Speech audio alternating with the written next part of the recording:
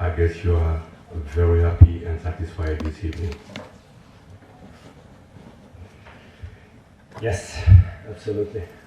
Thank you very much for your words, and indeed it's a sensation of proud. I told the coach from ASFAR that last 2 years have been very difficult as an experience to be on this day on the other side. But it was time, and last year I saw tears in my players, and a few of them, they knew that we promised each other that we would have again tears, but they would be from joy and not from sadness.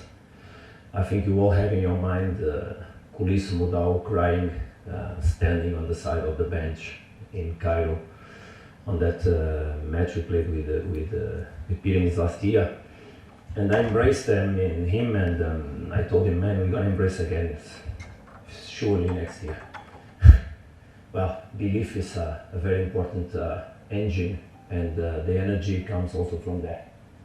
That belief should bring together obviously hard work, commitment, and capacity to define moments that sometimes are by thin margin. In this moment I think about the players, I think about the people that believed me. I think about the questions I was put by the journalists when I arrived in South Africa in that first press conference, telling that, what are you doing here, coach, where you come from? It's time also to remember everybody that didn't believe that we did it. Now the shirt has a second star. It's not my star, it's the star of Mamelodi Sundowns, the belief of the club, the commitment of the club towards a direction. The job has been done in the recent years. It's a work of many people. It's time also to remember people that work in the club, but it's mostly time to remember the ones that are here. Those are the engines of everything that happened, as much as people don't believe or want to say there's other responsible for this. Today I feel proud of my players, I feel proud of my administration, I feel proud of my sports direction, I feel proud about my chairman, I feel proud about all the staff that worked very hard.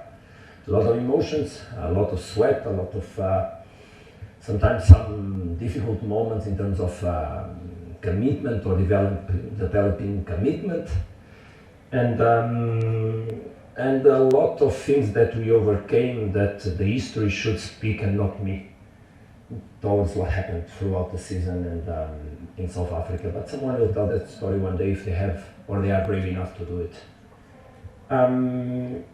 The match was a tough one, very tough one. Let's speak about football, because two very strong teams in the pitch. ASFAR is not a loser today. I told that last year, I told that 2 years ago that I never felt myself as a loser when I didn't win the match or the final. Yesterday we were speaking about 154 matches played.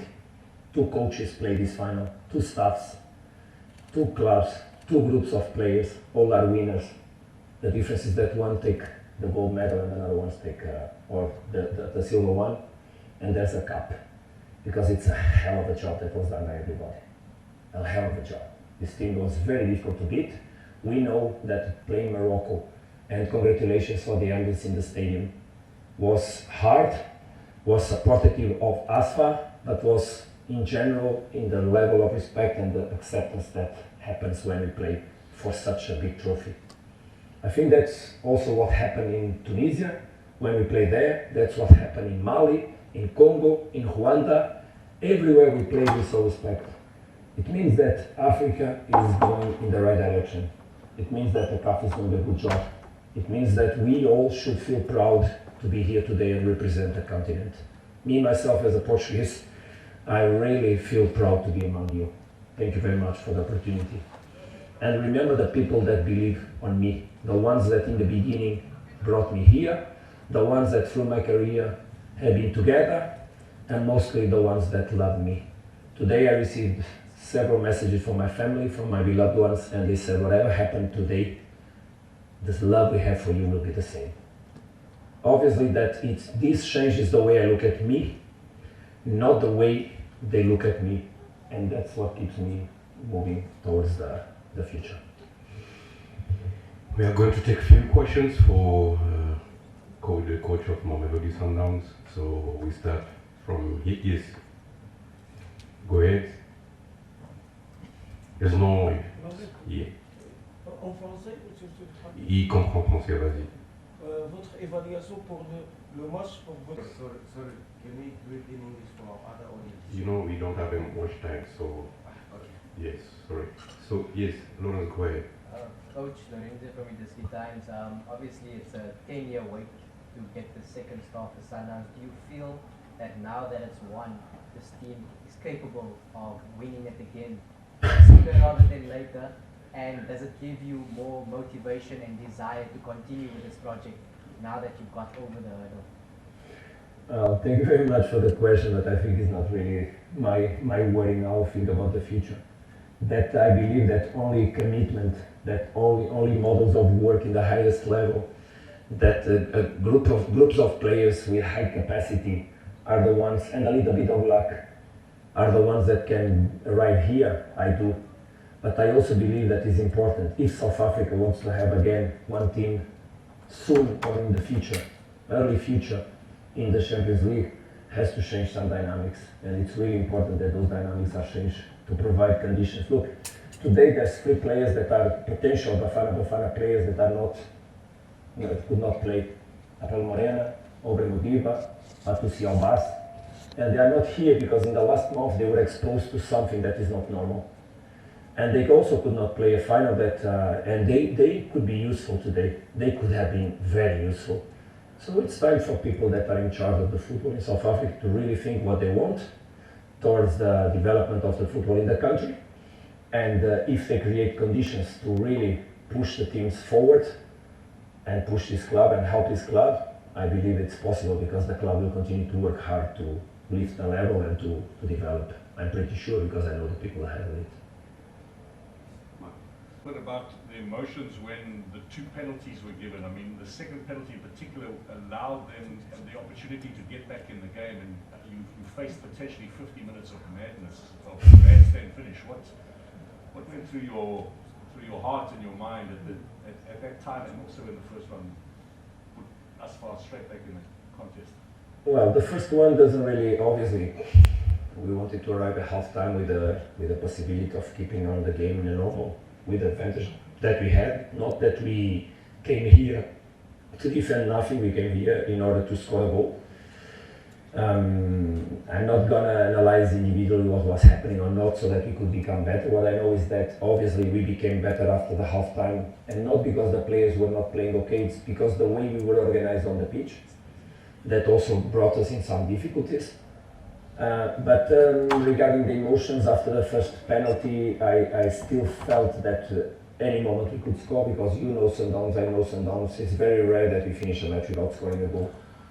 And you remember last year we were playing the semi-final in Acheli, and we controlled the second half and we scored in the end. Not that I was expecting to take this match for the end. Because I knew that also the power in the front from our side was not really as I would like to have to manage the game if we had to go for something in the end. But I knew that we would score 1 goal. We all knew that we would score 1 goal. The question was obvious, let's try to score it before they score. The energy of the stadium was amazing. I've been enjoying so much. It was here, it was MC Alger, it was Tunisia in Esperance, it was in Cairo, it was in... This pushes teams in a dimension that obviously takes them to a limit that they don't even have. But also, it's negative, because it takes the players to make an effort towards pursuing a result that sometimes then they pay later. And you saw that in the second half, we didn't see the ASFAR that we saw in the first half. And just because we were not able to be patient and dealing with the emotions that we had inside of us as time was going by and the possibility of winning was there, trying to prevent any kind of possibility of suffering a goal, didn't allow us to take more control of the game. Because in normal conditions in the second half, we would outplay ASFAR and keep the ball and control the match. Then the penalty appears, and then the second one can be a flatten, as you say. Of course, it would be 15 minutes of suffering, for sure, because they would come with everything. But I do also remember that last year, out of nothing, Pyramid scores a goal in our pitch, I also remember that last year there's an own goal or almost an unfortunate play from one of our players that gives the Mamelodi the goal from Pyramids. I remember the penalty in the first minute of the second match I played with Ahli with Esperance, and I also remember a penalty that was not given in the last minute against Ahli. So the details will fall from one side. What I think is fair enough is that this time they also fell for our side, because there's no champions without a little bit of luck in the right moments. And I remember, I will not say who, but there was a very important person that I do truly dedicate him the trophy he deserves, that told us God is with us, believe this time it will happen. And that person really is the one that deserves more than anyone else, by the belief and the energy, the trophy that we take today to South Africa. Who's that, sir? That's something I want to keep. That person knows very well who I'm speaking about. Someone that really deserves and is a Mamelodi Sundowns person. Coach, to you and your team. How did you guys manage the hostility in the stadium? We saw flares going off within the first 5 minutes, one even being tossed towards Roman, and the team were just able to manage, compose themselves, and keep their composure. Look, thank you very much for the question. It's obviously an important question. I think that what I told our players is that if there would be a moment that we would feel hostility or whistles or booing from the other side, it had to be to do with fear, not with nothing more. Because when people are hostile towards yourself, it's because they are afraid and they want to make you smaller. And look, me myself, I played Esperance Tunis, Club Africa, Etoile du Sahel, Club Africa. Sorry, Esperance Tunis. We played in contexts that are even more hard and more aggressive than this one. This one is a final. We enjoyed the ambience. These players, they like these ambiences. Obviously that we have some players that are quite young, and I can feel in a few of them that they stayed a little bit touched. But that's also from there that they will appear stronger in the future. They will be the future of the club. And the exposure to these conditions will make us all better. So I think we really overcame the things in the right way. I didn't feel too much of aggressivity from the outside. I think it's normal when you play in a country like this that is passion for football, has a love for football, that we know it exists. And it's completely different from the one we have in South Africa. That is also beautiful. Obviously it's not so aggressive for the other team.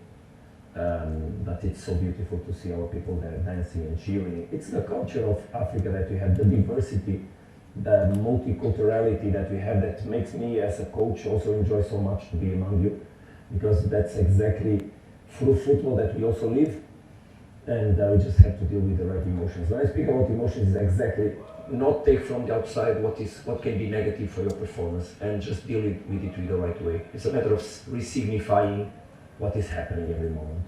And that's it.